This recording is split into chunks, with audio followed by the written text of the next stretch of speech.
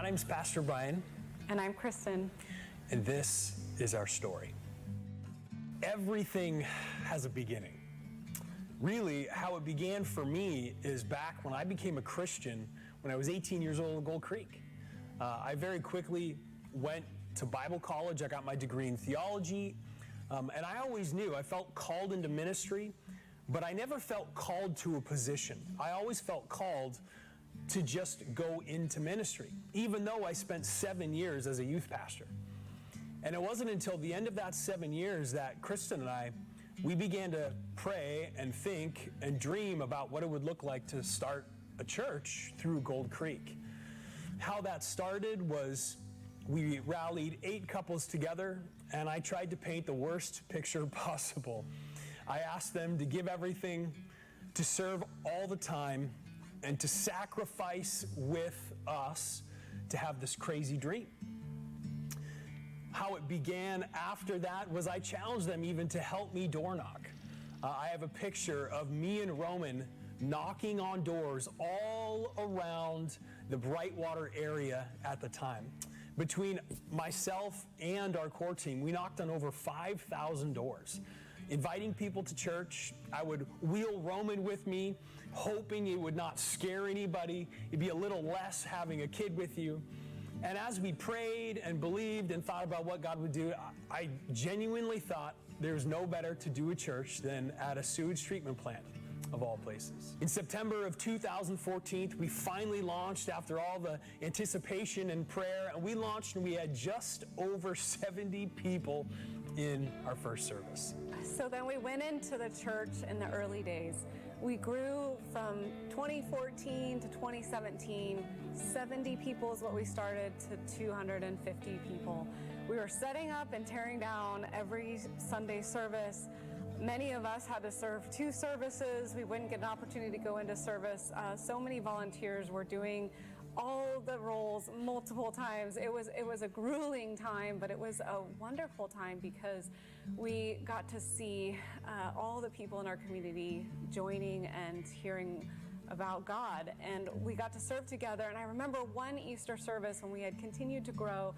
There were so many kids. We had sectioned off a room, and we were doing nursery and little kids, and I think even a slightly older kids, all in the same room. And we had so many, I thought, we're gonna get hurt. Somebody's gonna get hurt.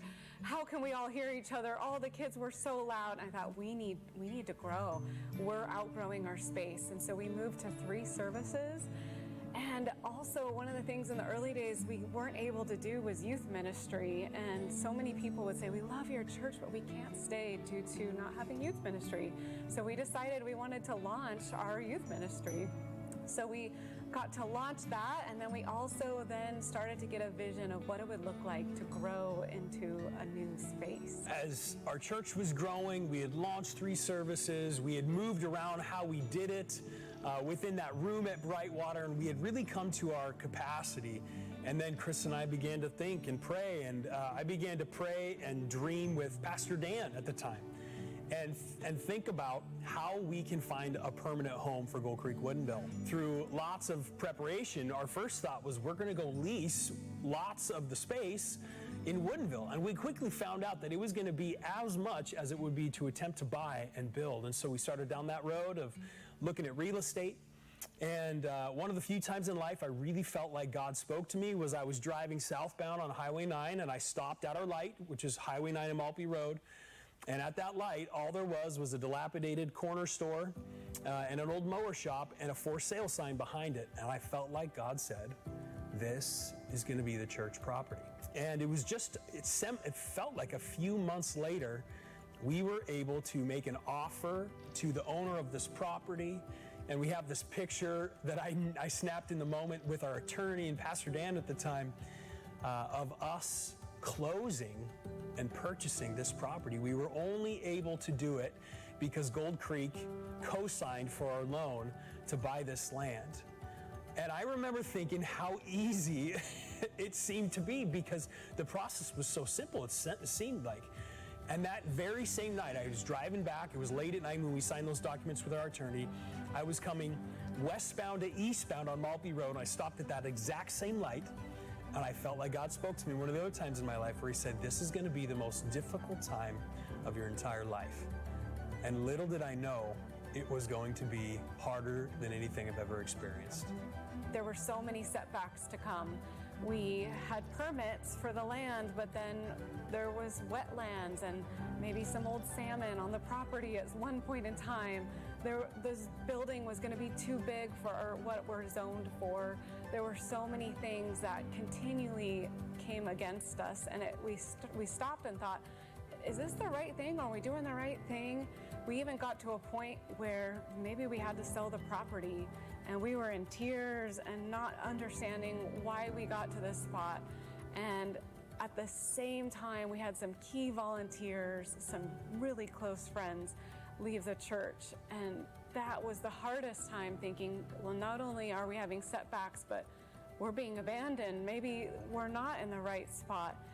But we had some other really amazing church members also come and rally behind us and suggest that we go pray for this property, that we fight. I remember someone said, if you believe God can and you say it, then we got to believe that God can. And so we got together and we got on the property, and my favorite moment was walking around. Both our kids were really young at the time, and I had even a strap to where I was carrying my daughter around because it was so important that we would go to every piece of that property. And I remember the children's pastor at the time, envisioning where the children would be, and we all started to view where this church was going to be, and it was so powerful, and it felt like things were freeing at the time, and that we knew God was going to come through, and he did. And then we were able to break ground, and it was so incredible, and we had little setbacks here and then of 2020 and not being able to build, but then the education rights of our preschool helped us to be able to build. And then we were able to meet in drive-in services, and it was so great because people could see the progress of the church being built. It was almost as if God wanted all of us to be there in the process of the build, to see the progress and to see what was to come. And then we got to have our first service in October of 2020. Who knew that that would be the time we would launch our first service? And it's like when you bought a home and it's a new home, and all your furniture that you had from your apartment or your old home just doesn't quite fill this new big space. That's how it felt. We had this new big space, and although it was seemingly more than we've ever had in a service before, it was barely enough to fill the room, but it was exciting, and we were ready for it, ready for that launch. So then we finally really came into having our home. It felt like something that I had dreamed of and prayed for so long. We were almost 7 years of setup and teardown. I always say it was 7 years of agony as we did that, but so much rich spiritual growth happened for our church during that time. But we finally made it into our building, and the prayer and the dream of really having the growth like you pray for finally happened. In 3 years, our church almost tripled in size. In 3 years, we had to double the size of our staff. And in 3 years, we had a preschool that began reaching and bringing all these new people into our church. And in 3 years, we actually ended up coming to the place where we needed to add a third service in our big building. And I was terrified, actually, of it, because our third service going off at Brightwater years ago didn't go as planned. And we made this big jump to add a third service in our big building this last year, and we never looked back. That service immediately filled with brand new people. And now here we are on the edge of our new horizon. You know, today we're celebrating our 10-year anniversary, and it's 10 years of all that God has done through you guys, all that God has done through our church. And I think about all that God has done in just these short first 10 years. What is God going to do in the next 10, 20, 30 years here at church? And so today we celebrate our new season as Compass City Church.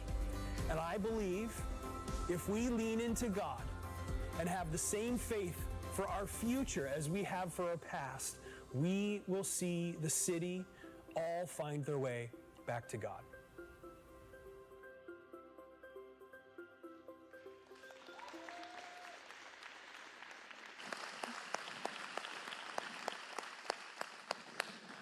Gosh dang it. I was hoping I wouldn't get messy like this. It's good. Today's been a very, very good day. Welcome to Compass City Church. Let's give it up one more time. Want to welcome everybody in person and online. Today is a day of celebration because we get to celebrate all that God has done, not only in my family's life and in Compass City's life, but also what God has been doing in your life today. This series is actually called Storytellers, and every single weekend this month in October, you're going to actually hear a different story from somebody here at our church, somebody who's had their life changed by God. And I'm really excited because, you know, Compass City has been built on families, built on stories, built on essentially life change, and that's what I want to talk about today. You know, if you've been around any amount of time, we love kids and youth. We put our money with our kids and our youth. We're going to always continue to do that. Actually, one of the stories that I want to pull from the Bible today is around a kid, is around a story of life change that happens, but with kids. And so here's where I want to go. I really want to begin to talk about this, that, you know, this even started with my family. When we started at Brightwater, I started my family at Brightwater. You know, it's crazy. That's before we even had our daughter. And 10 years, a lot's changed. And there's this phrase, it's been very true for us with our family, is like, the days are long, but the years are short. And I would say that for our church, there's been very long days, but the years have been so short. You know, God really has helped us all along this process. So I want to get right into it and share first the story in the Bible. This is going to be out of Mark chapter 5. This is when Jesus is in Galilee and he's crossing over this the sea, or the lake of Galilee essentially, and he runs into somebody who's in a crisis. It says this: when Jesus had again crossed by boat to the other side of the lake, a large crowd gathered around him while he was at the lake. Then one of the synagogue leaders named Jairus came, and when he saw Jesus, he fell at his feet. He pleaded earnestly with him, and he said, "My daughter is dying. Please come and put your hands on her so that she will be healed and she'll live." You know, the first thing about life change and really God is that God has a plan for everybody, but especially kids. I love this picture that Jesus has, where he's busy. He's crossing over all the time. There's crowds following him, and yet there's one person who needs him in the moment. It's a guy named Jairus, and there's two people in the story. There's Jairus and his daughter. Jairus, it's kind of important. The reason why this situation is so important is Jairus, at that time, was a political leader. If you can think about the political leader, whether it's Donald Trump or Kamala Harris, that you really disagree with, you need to know that Jairus represented one of those parties. A lot of people didn't like Jairus. Jairus was also Jewish. He was deeply religious, but he didn't believe in Jesus. He was really, really respected in the community. So the fact that he would literally physically fall down in front of Jesus and beg him to help was a crazy situation to see. But the most important thing about Jairus that he represents for us is that he was desperate for God. And I think if there's anything you need to know about a faith in Jesus today, it is that you have to be desperate. There's got to become a moment in your life where you recognize that everything else doesn't matter anymore, and what you're focusing on today is the most important, and that's Jesus. And then here's the other person, his daughter. We know she's 12, but we don't know anything else except that she's really sick, she's dying, and doctors can't help her. Now, that's a terrible feeling. You know, if you've ever had a sick child or been taking somebody who's sick, taking care of somebody who's sick that you really love and care for, it's the worst feeling ever. You want to try and fix it. If you could take the place of them, you would. It's terrible. A few years ago, my daughter, she had just a regular flu, and when she got off of her fever, the next day she woke up and she couldn't walk, and her legs didn't work. They called it temporary paralysis. But for me as a dad, like, I went ballistic, right? I go worst case scenario, I'm like, we need to remodel our house. We need ramps everywhere, right? This is before we even bring her into the doctor, right? We bring her into the doctor and they're like, yeah, she'll be fine in 2 days. I'm like, what are you talking about, fine in 2 days? They're like, it's temporary paralysis. Sometimes it happens with fevers for kids. And sure enough, like 2 days later, she like runs out of her room. And I was like, oh my gosh. But when your kid's sick, you would do anything to help them in the moment. And here's Jairus. He's desperate. He's desperate to have God move in a new way. And he's desperate to believe in a guy he's only heard about named Jesus. But then there's a third person in the story, and that's Jesus. And we learn a lot about Jesus here, that Jesus was always available to everyone. And that's a very unique trait, even today. He was available to everybody, no matter what religion, ethnicity, or political party. You know, Jairus did not believe in Jesus prior to this. He was deeply religious. He was the leader of the synagogue in that area. He represented a political party that probably a lot of people didn't love. And he was even ethnically different from Jesus. Yes, they were born in this Jewish nation. They were from two completely diverse towns. And yet, in that moment, Jesus was available for everybody. I think that's important when we begin to remember, when you begin to think about faith for yourself today. One of these qualifying factors to giving your life to Jesus is desperation. And he begins to really illustrate that today. And then Mark chapter 5 goes on and says this. While Jesus was still speaking, some people came from the house of Jairus, the synagogue leader, and he says, your daughter's dead. And they said, why bother the teacher anymore? Overhearing this, Jesus said, don't be afraid, just believe. I think what a profound yet simple statement of don't be afraid, just believe. In fact, why don't we just repeat this? I think it's important for you to hear out of your own mouth. Don't be afraid, just believe. It's powerful. It's powerful and yet simple because we're all afraid all the time with different factors, and yet Jesus says, just believe. And I wish I could stand here today and tell you guys, in all the seasons of our church, I had courageous faith, and I never doubted, and I was never fearful. But I'd be a big liar if I said that. The reality is there's been so many seasons of this church where I was deeply afraid, and I was racked in fear, and I needed to take Jesus' words personally. Like, Brian, don't be afraid. Just believe in this moment. You got to trust that Jesus is God. And if we're all honest, we all fear things, including us men here. We do. We fear the things that we can't control a lot of the times. And what's interesting about fear, we fear things that we shouldn't fear, and we don't fear things that we should fear. Like, we don't fear death. Like, it's ridiculous because you're going to die and I'm going to die. It's no matter what, it's going to happen. And we should live our lives like we're dying, but we totally don't. We don't fear the fact that retirement's coming and we may not have money in the economy, right? I mean, we just think, and actually statistically, a lot of people die right when they get retired. So thinking about things that are far, but we don't think about that. I don't think about that.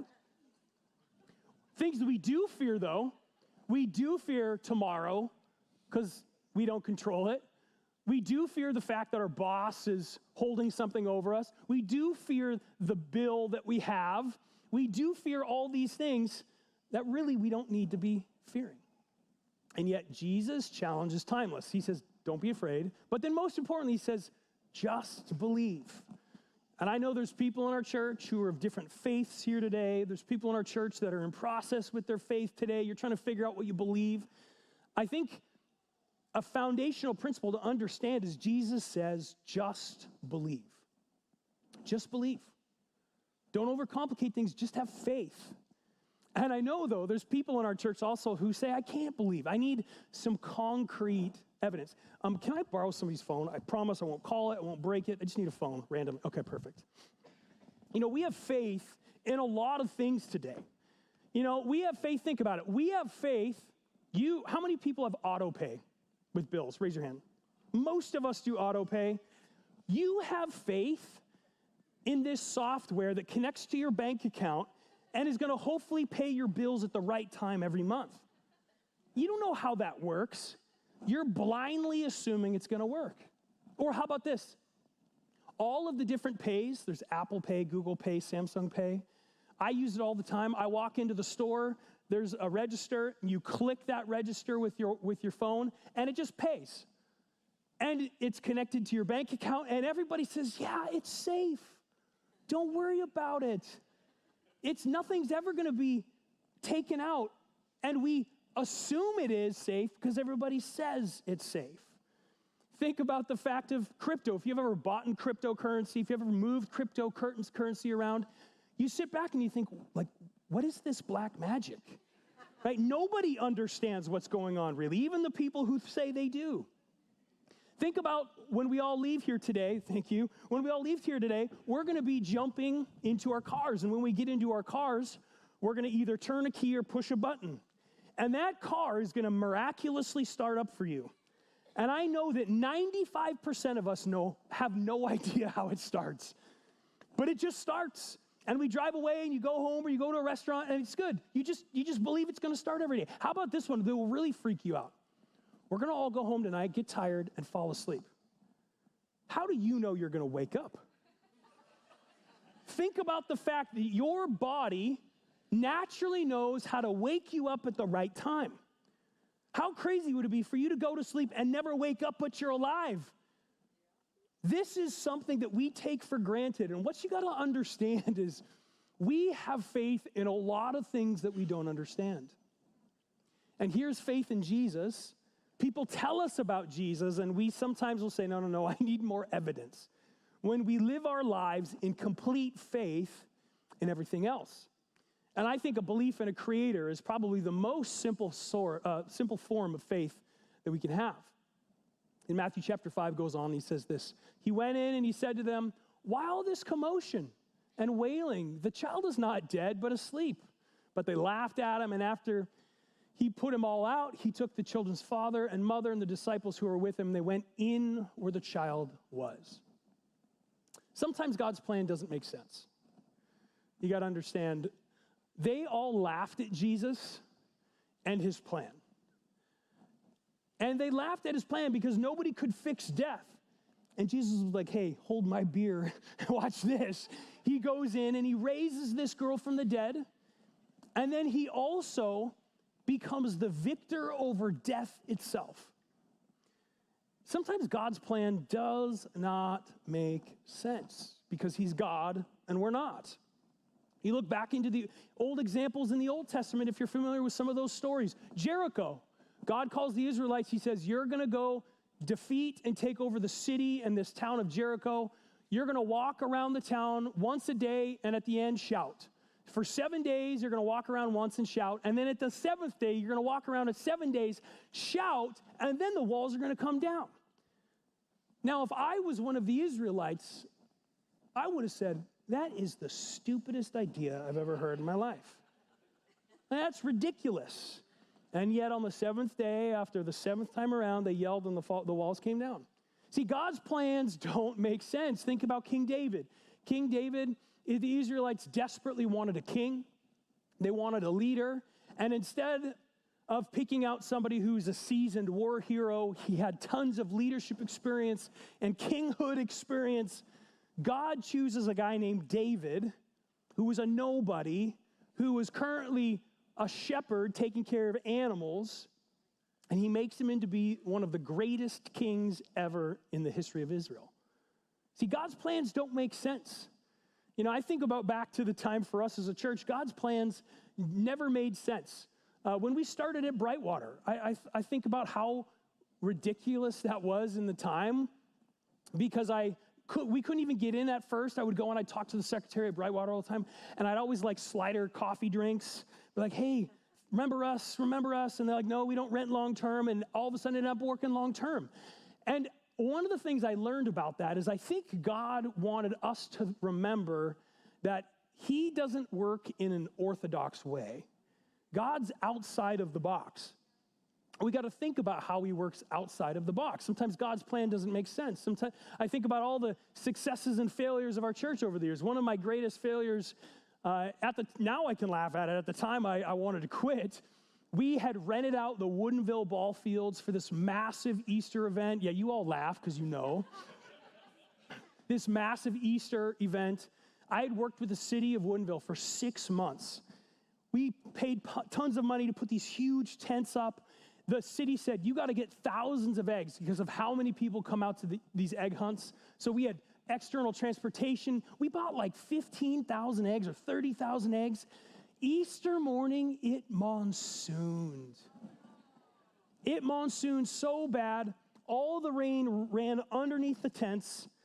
There were rivers. The kids were supposed to sit on carpets in the water. I get all the way home after tearing down a disastrous Easter Sunday, and the clouds part and the sun comes out. And I am like, my God, why have you forsaken me? But what God taught me in that moment is that we have to take risks. God is not in the safety, he's in the risks. And we have to take steps to trust because he's going to meet us in that faith. I think about our wetland issue that we had with this property. Many didn't know that we purchased the property and then were told through a clerical error that we couldn't build. Thank goodness for Pastor Dan, he's here today. Thank goodness for his courageous vision to see that we could potentially go after and make a play on this vacant land to the side. And I was like, I don't know how we could do this. We sought out this person who was owning the property. We were able to make an under-the-table deal to purchase that land. And what that did is that God taught me that his plan was for more than just this building, that our future ability to expand this way onto that property now. You know, I think about all the times we were so short with finances. May 31st, 2020, I felt like shook down our church for thousands of dollars trying to get this building built. We were on the cusp of trying to get this thing finished, and we were like $1 million short, $500,000 short for us here. And we didn't know what to do. We didn't know how to cover it. I had already asked our church over and over again for money. We were in the middle of COVID. We were drive-in services. Nobody understands. Nobody even knew who was there. And yet, May 31st, 2020, we call it Miracle Sunday because we asked God for a miracle. And I remember walking around in the rain that day with a big bucket, getting people to drop their gift in. Well, that day we raised $300,000 in cash. And it's just a reminder that God comes through. And then the next week, we had an additional $200,000 to make up that gap through Semble investors. You know, Compass City today, day one, taught me that God's promises are fulfilled. God's promises are fulfilled. A lot of people ask, what does Compass City mean? Well, I want to tell you, Compass City is directional. It's a compass. People are looking for a direction here at our church and in life. And our mission statement is we want to help people find their way back to God. And so the reason why we're Compass City is our history is steeped in miracles, and our future will be continually steeped in miracles of what God's going to do in people's lives through you. This is why we're here. This is why we're totally dependent on God, is because he's come through for us, and he's going to come through for other people. Mark chapter 5, verse 41 goes on. He says, he took her by the hand, and he said to her, Talitha koum, which means, little girl, I said, you get up. Immediately, the girl stood up and began to walk around, and she was 12 years old. And at this, they were completely astonished. You see, ultimately, God's plan today is for you. Yes, this story is about us as a church.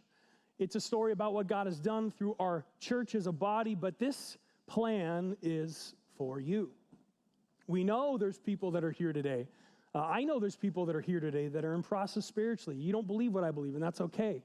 I know there's people today that are here today that have questions. But you need to know Jesus' plan is for you today. Jesus raised this woman from the dead, and it doesn't stop there. What this teaches us is that Jesus isn't inside the bounds of human limitations. He's outside the bounds of human limitations. You got to understand is, you read that story and you're like, well, that's a nice story, that's cute, but it didn't happen because it's impossible. You got to understand, we can't think about who Jesus is based on our own human limitations. Jesus is doing the things outside of what we can understand. And Jesus cares for everybody. Jesus cares, and even though there's a lot of big things going on in the world, there's a lot of wars going on, there's a lot of atrocities of individuals going on, that doesn't mean that Jesus doesn't care for you and your story today. This is what our found wall is all about. You know, there's a name on that wall of a gentleman who came into our church in 2021, right at the beginning. And he probably had a story just like us, where he had been isolated in COVID. It drove him to do a lot of things and get addicted to a lot of things he didn't want. He was currently serving in downtown Seattle or working in downtown Seattle in the bar scene as a bartender, completely lost and hopeless, driving by because he lived up here. He came into church one day. And through that time, he, after a few months of just committing to come to church, made a decision that one day he was going to raise his hand and give his life to Christ. And what he told me after the fact is he was desperate, but he didn't know what he was desperate for. And it wasn't until he knew in the moment that he gave his life to Christ that everything came together for him. He was desperate for purpose and meaning and for Jesus. And a month later, he got baptized and he wrote his name on our wall. And that's what that wall is there. Every single person, my name included, being baptized, we write our name on the wall, remembering what Jesus has done in our life. And I want to end this service the way we started our first service 10 years ago. And that's by giving everybody an opportunity. Because I know there's people here who want to make a decision. I know there's people here who are on the edge of their seat. Maybe you've heard the story a million times, but you know that this is the moment. You need to say yes. We're going to pray a prayer because what's really important is Romans 10:9 says that if you confess with your mouth that Jesus Christ is Lord and you believe in your heart that he's raised from the dead, you'll be saved. And so we're going to pray a prayer that is most importantly meaningful in your heart. But then after, I'm going to ask you, when everybody's eyes are closed, to raise your hand. And that hand raised in that moment represents your boldness to say yes to Jesus, that everything in this moment doesn't matter outside of that. And from this day forward, October 6th, you're going to live differently. Let's pray. With your eyes closed and your heads bowed, I want you to just mean what you pray. And you can just repeat this prayer in your heart with me. Say, Lord Jesus, I need you. I need a life change today. I need you to bring me back from the dead this morning.